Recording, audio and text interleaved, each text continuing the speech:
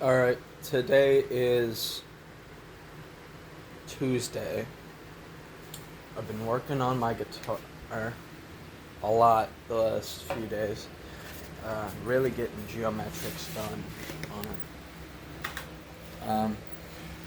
Also, I forgot to say, welcome to the Great Guitar Build Off 2022 part. I have no idea what part I'm on, to be honest with you.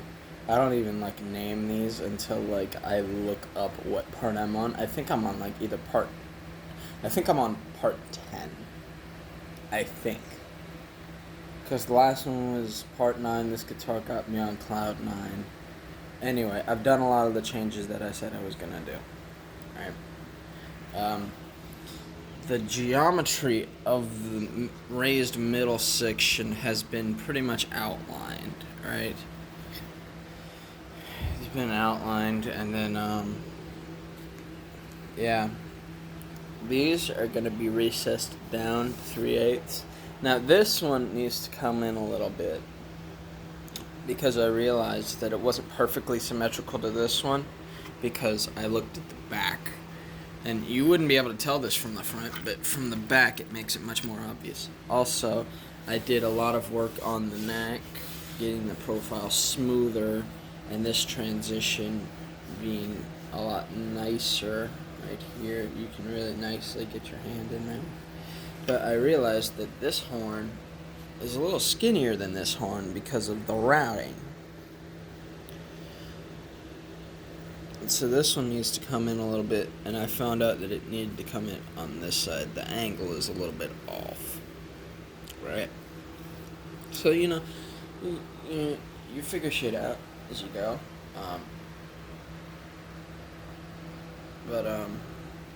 Yeah, the back is still a hair rough. It needs to be sanded more. The routed cavity for the Floyd Rose system needs to be cleaned up a little bit. The bit I was using when I did it, I didn't realize, but the shank was somehow bent a hair, and it was throwing the whole thing off, and I didn't realize it when I was using it. So I'm going to come in with a different router bit and just clean it up real nice. Just get it real good looking, And that's the shit about it, is I'm so excited about this fucking guitar. I recorded something that I was going to post about it the other day, but I didn't feel like it was a big enough update. But, the other day, I was up until, 2-something in the morning, sanding the neck with a sanding belt. I didn't bother filming it because I was on,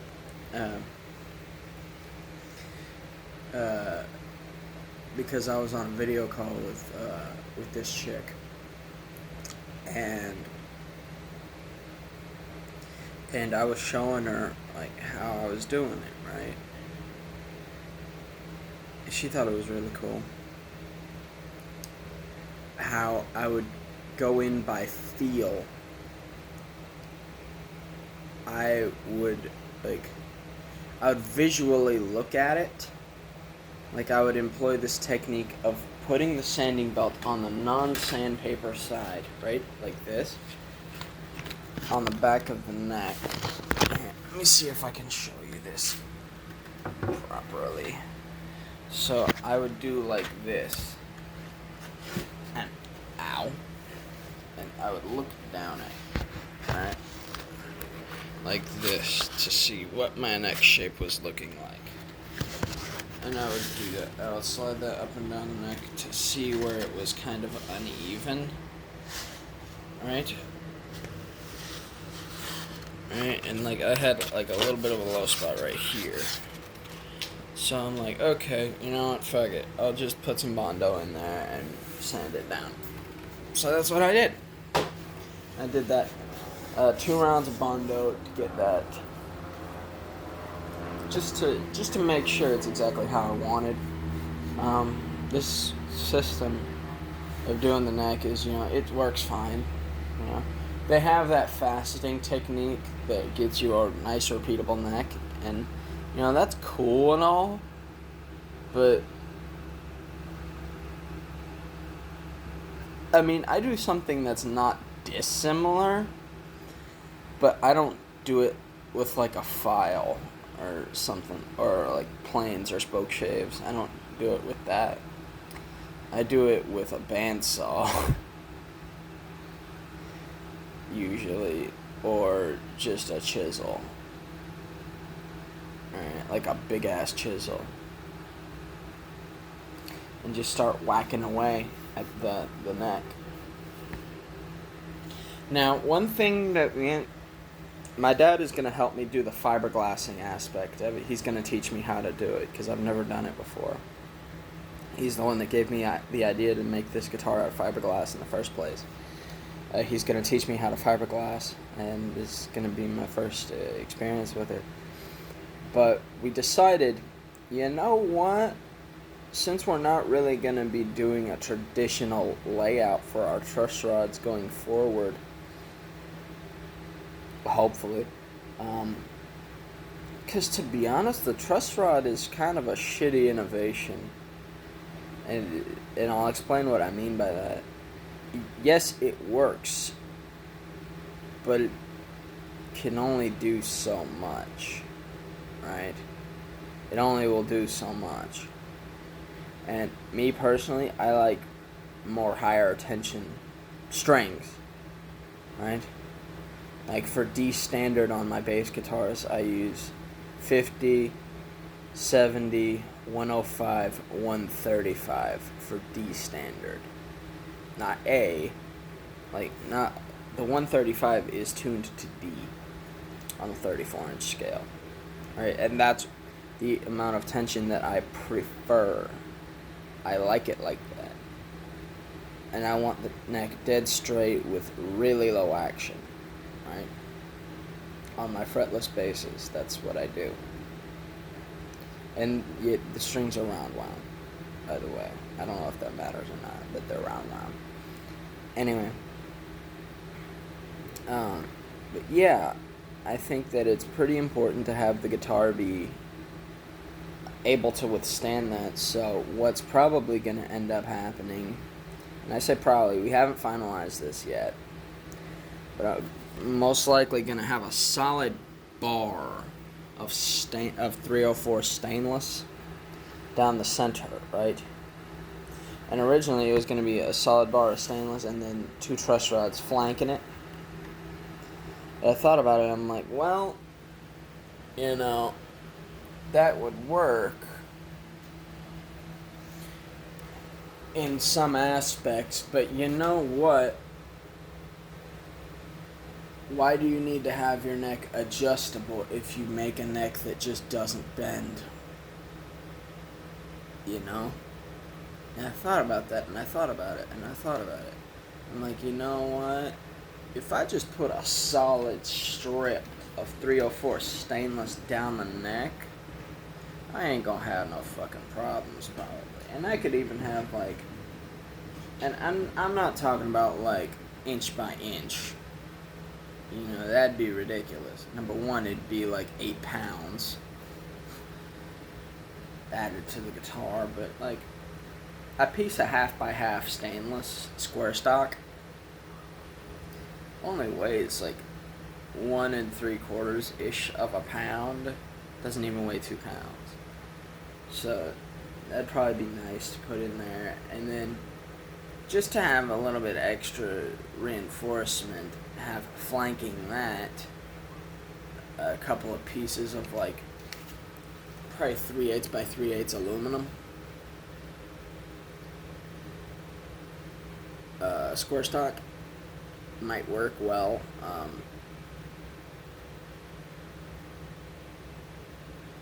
Or I even thought about doing like something wildly different, which would be a welded together piece of stainless that would be 2 1/2 by 1/4 pieces of flat bar that would be fanned out, and then they would have like little triangle ish, kind of like, you know, like how a crane's arm looks like.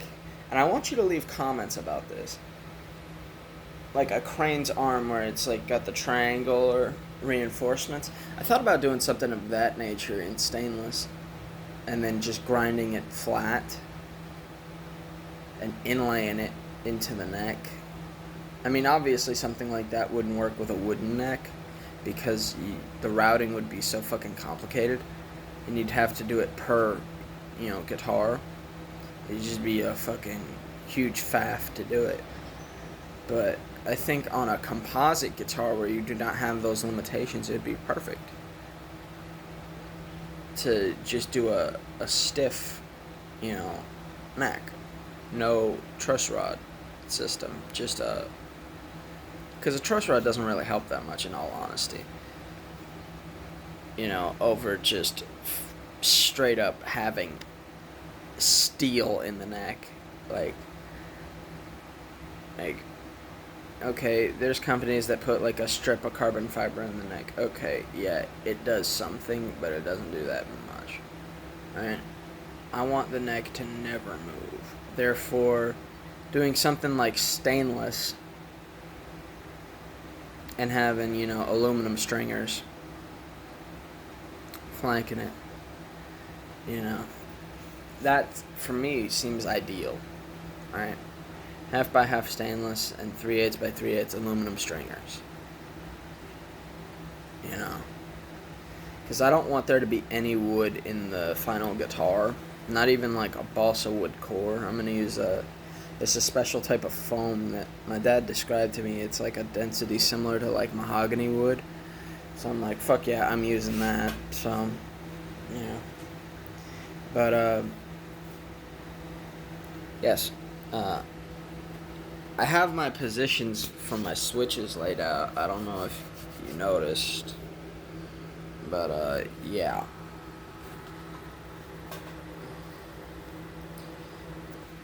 Yeah. And I just woke up. It's like 9 something in the morning. Just had a small glass of protein powder. That I know this is unrelated, but I started, batch mixing protein powder. Just do like a bunch of like rounds of the blender and just pouring it into a gallon.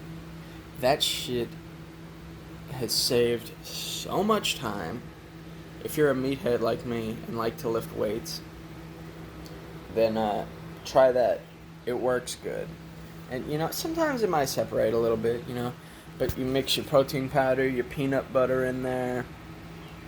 I use the gold standard one, the black can, with the golden red, I think, label. I know it's red on it, but this time around I got vanilla. I usually get chocolate. I prefer that one. But the vanilla one is alright, but you gotta mix it with peanut butter, otherwise it doesn't taste good. But yeah, batch mix your protein powder if you're a meathead like me. But yeah, dude, I think the look at this contour right here. Look at this. Look at this shape. It's so fucking clean. Like, look at the edge. Right? Let me position this so you can see good. Like, look at that. Look at the line. Because I want my guitars to look like mid-'80s Transformers. Like how Optimus Prime was so fucking slick. And back then, they used, like, the way they did color was a lot more interesting. Like, they had a lot more darker colors, but they used white as like a glare look. Like, if something normally was white, they had that shit, like, slightly grayed a little bit. I love that aesthetic and the angular looks. I love those aesthetics, and those are going to be what my guitars are about. Like in this case, the guitar is going to be candy blue over chrome, but it's going to be kind of a darker candy blue, right? Like, I'm going to put like several coats on there until I'm happy with the look. And I'll show you when I paint this, but and I'm going to show you when I'm fiberglassing this, because it's going to be like a molding process, which I'm going to have to take a vacation from work to do, but fuck it, it'll be worth it. But yeah, I mean, this is what the guitar looks like before I surface it down. So, that's probably going to be the next update. But before I mold this, I'm going to mold it with the fingerboard on, right? Like, I'm going to put metal in this,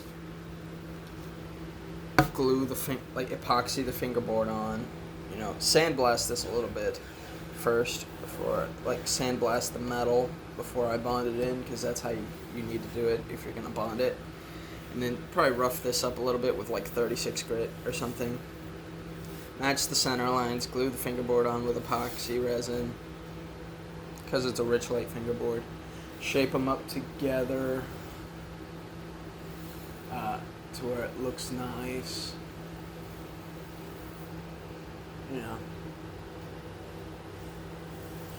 Get it nice and pretty.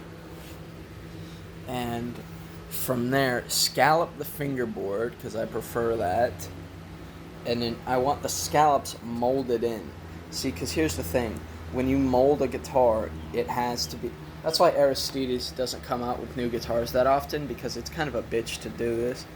Is you have to make the guitar. You have to get it exactly, and I mean exactly to the fucking millimeter, how it's going to be.